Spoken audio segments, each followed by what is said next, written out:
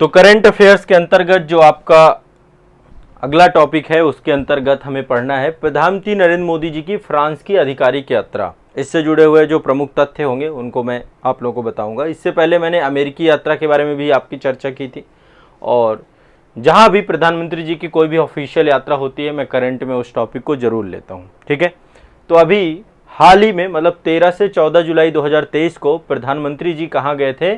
France की आधिकारिक यात्रा में आ गए थे। तो पहले तो देखो, जब आप नोट्स बनाते हो ना तो नोट्स में आपको डेट भी मेंशन कर लेनी चाहिए, जो भी डेट हुआ करे। जैसे डेट मैंने यहाँ पे बताई 13 से 14 जुलाई। देखो सेल्फ नोट्स ही आपको बनाना है, जो मैं बोलता हूँ जिसमें आपको फैक्ट लगता है, तथ्य लगता है, जिसपे मैं ज़्यादा जोर दूँ, उन सभी को लेकर के आपको ध्यान में रखना है। अब ये आप देख रहे होंगे, ये फ्रांस के राष्ट्रपति हैं इमैनुअल मैक्रो। कौन है? Emmanuel Macron. अभी G20 शिखर सम्मेलन पे भी इनका आगमन हुआ था। तो इमैनुअल मैक्रो साहब हैं ये, और भारत के प्रधानमंत्री जी को आप सभी जानते ही हैं। दरअसल भारत और फ्रांस की रणनीतिक भागीदारी स्थापना के 25 वर्ष पूरे हुए थे। उस 25 वर्ष को सेलिब्रेट करने के लिए आमंत्रित किया गया था फ्रांस के द्वारा। तो प्रधानमंत्री जी यहाँ पर गए, और ये प्रधानमंत्री की 6वीं फ्रांस यात्रा है। कौन सी है? 6वीं फ्रांस यात्रा। ठीक है, आपको मैं एक चीज़ बता दूं, अभी हम 2023 में हैं। फ्रांस के साथ हमारे जो राजनयिक संबंध थे, डिप्लोमेटिक रिलेशन थे, या कह सकते हैं कि जो स्ट्रेटजिक पार्टनरशिप होती है, रणनीतिक भागीदारी होती है, उसके वो स्टार्ट हुआ था 1998 में। ठीक है, 1998 में भारत और फ्रांस अपने राजनयिक संबंधों को और उन्नत करने के लिए रणनीतिक भागीदारी का दर्जा उन्होंने प्रदान किया गया था अपने राजनयिक संबंधों के तौर पे। तो रणनीतिक भागीदारी का मतलब ये होता है कि दोनों देशों के बीच में विभिन्न मुद्दों पर, चाहे वो सामरिक हो चाहे अन्य कोई भी मुद्दा हो, हर मुद्दे को साझा करेंगे और उस पे जो है एक दूसरे के साथ लेकर के संबंधों को आगे बढ़ेंगे।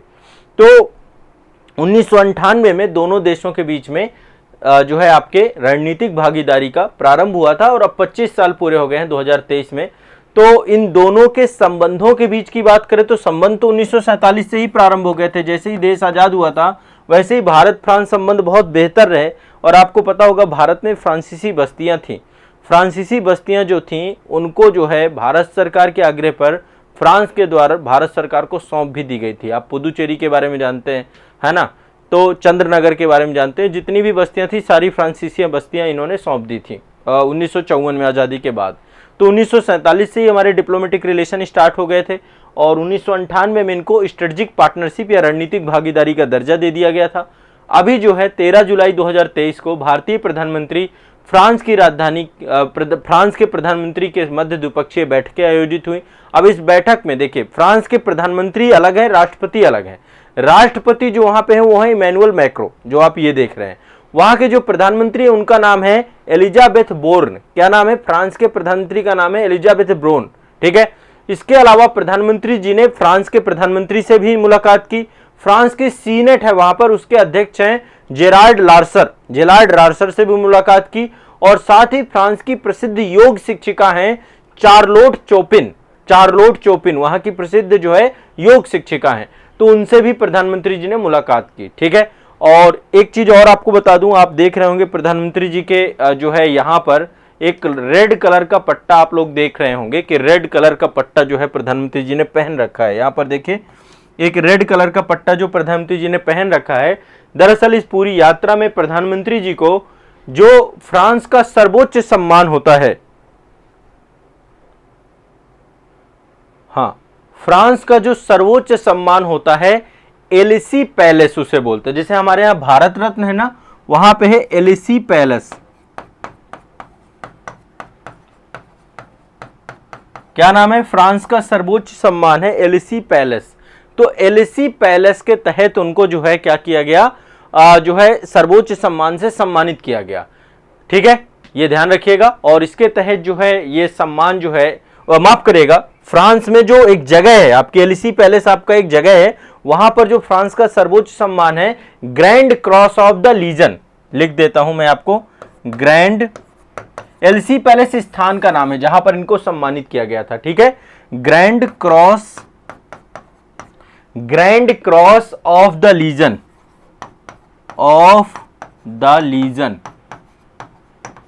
ठीक है, ये मतलब फ्रांस का सर्वोच्च जो है आपका सम्मान है।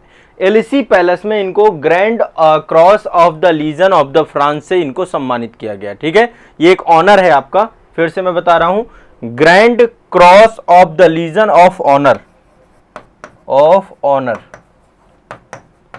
ये फ्रांस का सर्वोच्च सम्मान है। जैसे हमारे यहाँ भारत रत्न होता है, उससे प्रधानमंत्री को सम्मानित किया गया। साथ ही ये भारत के इतिहास में पहली बार हुआ है जो किसी भारतीय प्रधानमंत्री को यह सम्मान से सम्मानित किया गया है। ठीक है, इसी दौरान प्रधानमंत्री नरेंद्र मोदी जी ने फ्रांस के राष्ट्रपति को चंदन की लकड़ी से बनी हुई सितार को भी भेंट किया। एक सितार उन्होंने भेंट की। तो ये आदान प्रदान होते रहते हैं, आपसी आदान प्रदान डिप्लोमेटिक रिलेशन में चलते हैं। ये डिप्लोमेसी को और बेहतर बनाने की दिशा में काम करते हैं। ठीक है, और इसी के दौरान 14 जुलाई 2023 को फ्रांस का राष्ट्रीय दिवस मनाया जाता है, जिसका नाम है वेस्टिल दिवस। वेस्टिल दिवस को जो है पेरिस में आयोजित एक समारोह था, उसमें मुख्य अतिथि के तौर पर प्रधानमंत्री जी ने प्रतिभाग भी लिया। तो 14 जुलाई को एक राष्ट्रीय दिवस मनाया जाता है जिसका नाम है वेस्टिल दिवस। वेस्टिल दिवस पर प्रधानमंत्री जी उस पे जो है मुख्य अतिथि के तौर पे गए। ठीक है, और एक तरीके से आपको पता है कि बस्तील का किला जो है, वेस्टिल का किला जो है आपका जब फ्रांस की क्रांति हुई थी उस समय जो है उसको गिरा दिया गया था, उस पर हमला हुआ था, और फ्रांस में एक तरीके से इसको राष्ट्रीय दिवस के तौर पे मनाया जाता है। फ्रांसीसी जो मतलब मैं आपको थोड़ा सा बता देता हूँ, फ्रांसीसी क्रांति हुई थी 1789 पे, तो वहां पे वेस्टिल जो किला था वहां पर बहुत सारे जो उस समय क्रांति से जुड़े हुए नेता थे उनको जो है उस किले में कैद कर दिया गया था। ठीक है, वहां पे एक बंदी गृह हुआ था। वेस्टिल का किला था वो एक तरीके से कारागार के तौर पे प्रयोग किया जा रहा था। तो वहां के जो शासक थे लुई 14वां, उनके खिलाफ जो वहां की जनता का आक्रोश था, उस जनता के आक्रोश में वेस्टिल के किला को गिरा दिया गया। क्या किया गया? वेस्टिल के किला को गिरा दिया गया। 14 जुलाई 1779 को ही यह घटना हुई थी। इसी को हम फ्रांसीसी क्रांति के तौर पे जानते हैं। ठीक है, इसके बाद कुलीन तंत्र की स्थापना हुई, फिर अधिनायकवाद आया, नेपोलियन बोनापार्ट, और इसके बाद फिर तो वो एग्जैक्ट आप जो है जब आप वर्ल्ड हिस्ट्री पढ़ेंगे तो वहां पे मैं डिटेल से आपको पढ़ाता हूँ। ठीक है, विश्व इतिहास आप जब पढ़ेंगे, देखो विश्व इतिहास आपकी बिल्कुल भी जानकारी आपकी समझ अच्छी नहीं है तो आप वर्ल्ड जो हिस्ट्री से जुड़ा हुआ जो कोर्स है एक बार जरूर उसको देखिएगा, पढ़िएगा। जो फाउंडेशन कोर्स वाले बच्चे उनको क्लास मिलेंगे ही, तो ये सारे टॉपिक आपको बहुत अच्छे से समझ में आएंगे। तो फ्रांसीसी क्रांति के दौरान बस्तील के किले पे हमला हुआ था। ठीक है, और ये एक दूसरी बार हुआ प्रधानमंत्री जी जब बस्तील डे पे 14 जुलाई को दोबारा गए।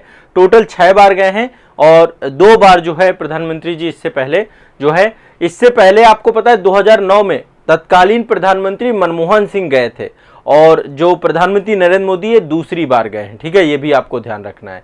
अब इस पश्चात इस समय जो है समझिए कि जब प्रधानमंत्री जी गए हैं तो कई सारे जो है दस्तावेजों पर साइन होंगे, सिग्नेचर होंगे, है ना।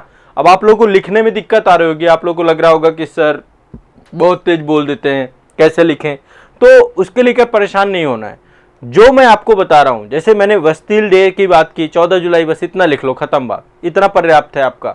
ठीक है, इसके अलावा देखो कई सारे दस्तावेजों पे सहमति बनी दोनों के बीच में। अब वो सहमति वही है, बार बार जो है मैं एक ही बात, जैसे डिजिटल प्रौद्योगिकी के क्षेत्र में समझौता, नागर विमानन के क्षेत्र में समझौता, प्रवासी भारतीय जो वहां पे रह रहे हैं उनको लेकर के एक समझौता और हुआ है, प्रसार भारती और फ्रांस मीडिया के बीच में आपस में हुआ है। ठीक है, इन्वेस्ट इंडिया को लेकर के एक आर्थिक तौर पे कि भाई भारत में इन्वेस्ट करिए। ठीक है, वहां पे जैसे भारत में इन्वेस्ट इंडिया चलती, वहां पे बिजनेस फ्रांस चलता है, तो इन दोनों के बीच में जो है आपका जो है समझौता हुआ है। भारत फ्रांस संयुक्त भू अवलोकन मिशन, ठीक है, अर्थ ऑब्जर्वेशन मिशन स्टार्ट किया गया है। ठीक है, इसका नाम दिया गया है तृष्णा, एक जो है आपका मिशन चालू किया गया तृष्णा मिशन। ठीक है, ये जरूर ध्यान रखना, ये इंपॉर्टेंट है, तृष्णा मिशन। ये कैसा मिशन है तृष्णा? ये मिशन आपका जो है भारत और फ्रांस के बीच संयुक्त भू अवलोकन मिशन है।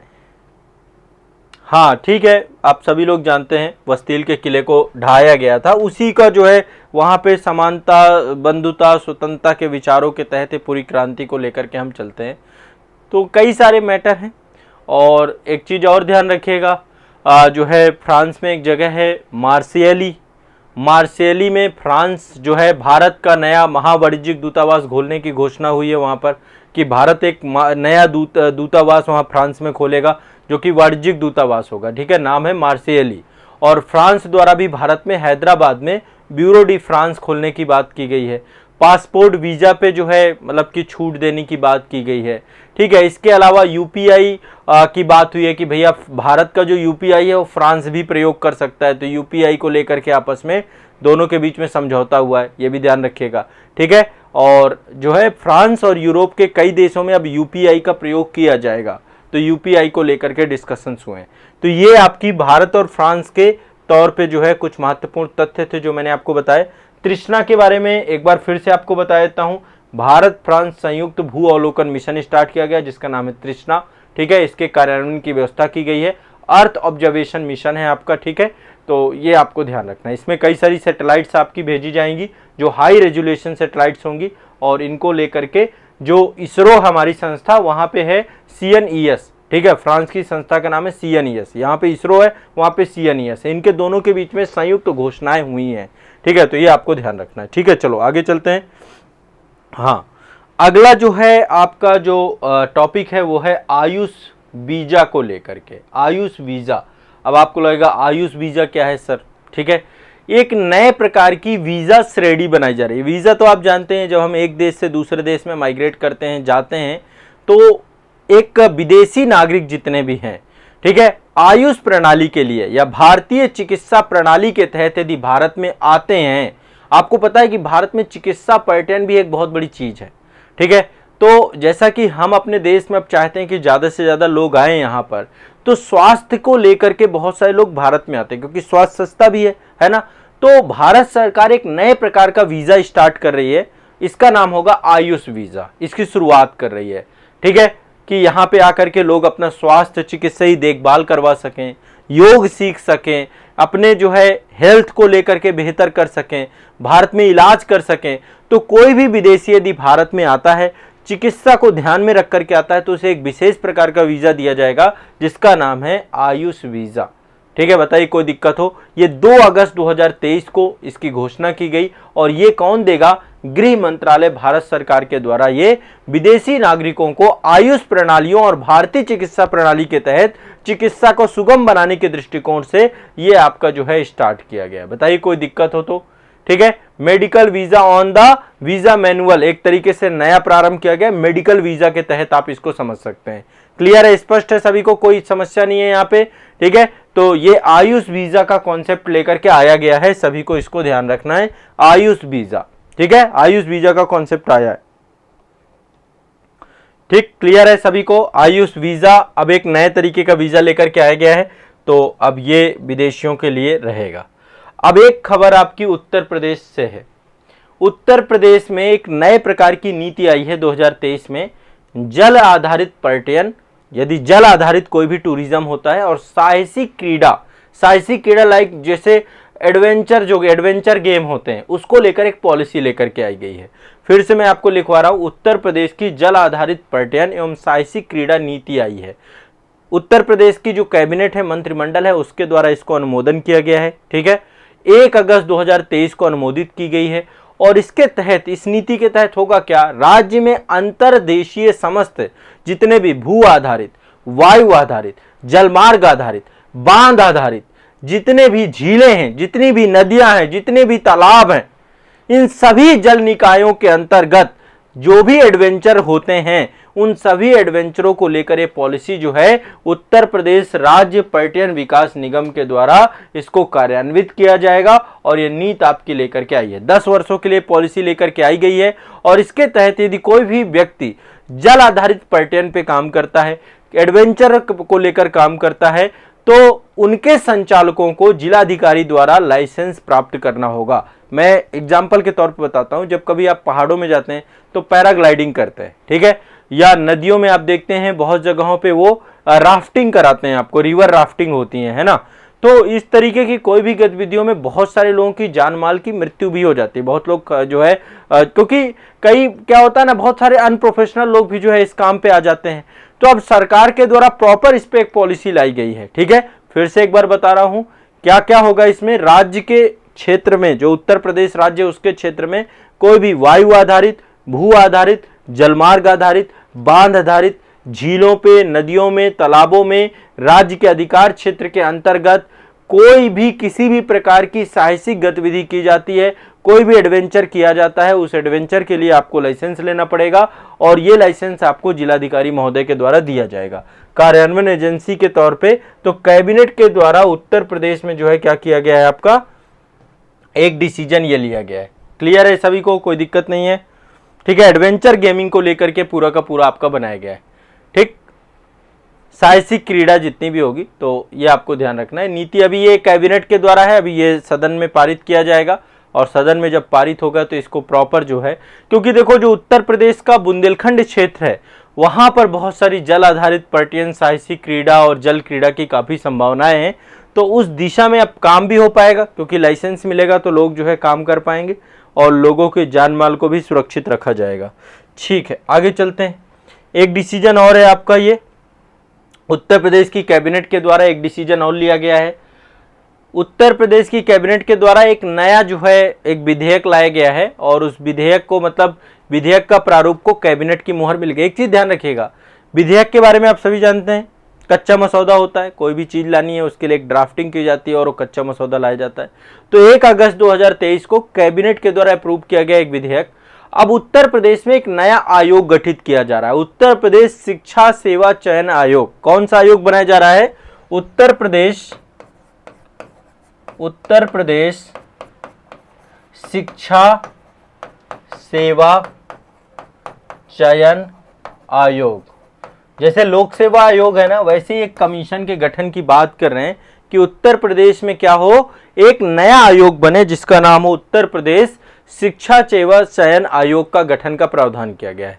आयोग का गठन में उच्च शिक्षा विभाग, माध्यमिक शिक्षा विभाग, बेसिक शिक्षा विभाग, व्यावसायिक शिक्षा विभाग, अल्पसंख्यक कल्याण और वक्फ विभाग, श्रम विभाग, इन जितने भी विभाग हैं इन सभी विभागों के शिक्षकों के चयन की कार्रवाई का काम, प्रक्रिया को त्वरित करना, पारदर्शी बनाना, समयबद्ध रूप से प्रक्रियाओं को सुनिश्चित कराना, ये सारा काम जो है ये आयोग करे। तो इसको लेकर एक नया आयोग बनाया जा रहा है उत्तर प्रदेश में, उत्तर प्रदेश शिक्षा सेवा चयन आयोग। ठीक है, एक निकाय बनाया जा रहा है और इसका मुख्यालय प्रयागराज में रहेगा। कहाँ रहेगा? प्रयागराज में। इसमें एक अध्यक्ष रहेंगे, 12 सदस्य रहेंगे। तो जैसे आपके लोक सेवा आयोग होते हैं ना, जैसे कि IAS है, संघ लोक सेवा आयोग है, उत्तर प्रदेश लोक सेवा आयोग है, गुजरात लोक सेवा आयोग है, बिहार लोक सेवा आयोग है, उसी तर्ज पे एक नया कमीशन बनाया जा रहा है जो उत्तर प्रदेश में अलग से, ताकि शिक्षकों की भर्ती जो विभिन्न निकायों से जुड़े हुए हैं उनको लेकर के बहुत त्वरित गति से काम किया जा सके। ठीक है, तो ये ध्यान रखिएगा। इसमें जो है एक अध्यक्ष होगा, 12 सदस्य होंगे। अध्यक्ष की जो मतलब एक तरीके से पद ग्रहण करने की तिथि है उसका मतलब 3 वर्ष का कार्यकाल रहेगा या 65 वर्ष की आयु हो जाएगी, जो भी होगा उसी के तहत हो जाएगा। कोई भी व्यक्ति 2 बार अध्यक्ष बन सकता है, कोई भी सदस्य जो है 2 बार अध्यक्ष। तो अभी इसका विधेयक जो है पारित होगा तब हमें ज्यादा स्पष्ट होगा। ठीक है, तो ये भी ध्यान रखिएगा। एक और नई न्यूज है, अभी हमारी जो भारत सरकार है उसके द्वारा रेलवे के क्षेत्र में व्यापक स्तर पे काम किया जा रहा है। तो 508 रेलवे के पुनर्विकास के लिए प्रधानमंत्री नरेंद्र मोदी जी के द्वारा जो है एक तरीके से ये नई जो है पॉलिसी आपकी आई है। इसमें नया बजट आवंटित किया गया है 24,470 करोड़ रुपए के बजट के साथ 508 भारत के जो रेलवे स्टेशन हैं उनको हम क्या कर रहे हैं, फिर से रिवैम्प्ड कर रहे हैं, फिर से उनका पुनर्विकास कर रहे हैं, फिर से उनको हम तो भारत के 508 रेलवे स्टेशंस को हम रिवैम्प्ड कर रहे हैं। ठीक है, और लगभग 24,470 करोड़ रुपए से अधिक की लागत आएगी। और अभी उत्तर प्रदेश में ये जो गाजियाबाद क्षेत्र है यहाँ पर भी रेलवे स्टेशन का बहुत तेजी से विकास हो रहा है, बहुत बड़े स्तर पे काम हो रहा है। तो हर जगह पे मतलब जितने भी भारत के राज्य हैं हर राज्य से अमृत भारत रेलवे स्टेशन योजना लाई गई है। मैं एक बार बता देता हूं, एक नई योजना है आपकी ये अमृत भारत रेलवे स्टेशन विकास योजना। देखो इस रेलवे स्टेशन बेहतर होने चाहिए, है ना। आप लोग देखते हैं स्वच्छता के मामले में अभी बहुत पिछड़े हुए हमारे रेलवे स्टेशन। स्वच्छता के अलावा बेसिक इंफ्रास्ट्रक्चर्स भी नहीं है कई जगहों पे, तो अब इनको और जो है वर्ल्ड क्लास बनाने की बात है। तो अमृत भारत रेलवे स्टेशन विकास योजना के तहत 508 नए रेलवे स्टेशन का पुनर्विकास किया जाएगा। मतलब ऑलरेडी जो बने हुए हैं उत्तर प्रदेश और राजस्थान के 55 रेलवे स्टेशन है, सबसे ज्यादा रेलवे स्टेशन यहीं के हैं। यूपी के 55, राजस्थान के 55, बिहार में 49 हैं, फिर महाराष्ट्र में 44 हैं, ऐसे करके एक पूरी लिस्ट है आपकी हर एक स्टेट में। तो टोटल जो है 24,470 करोड़ से ज्यादा रुपया इसमें खर्च किया जाएगा और ये अमृत स्टेशन बनाए जाएंगे। 55 अमृत स्टेशन हमारे उत्तर प्रदेश में बनाए जाने 4,000 करोड़ की लागत से। 4,000 करोड़ की लागत से गुजरात में 21 बनाए जाने, उत्तर प्रदेश में 55 बनाए जाने, ठीक है।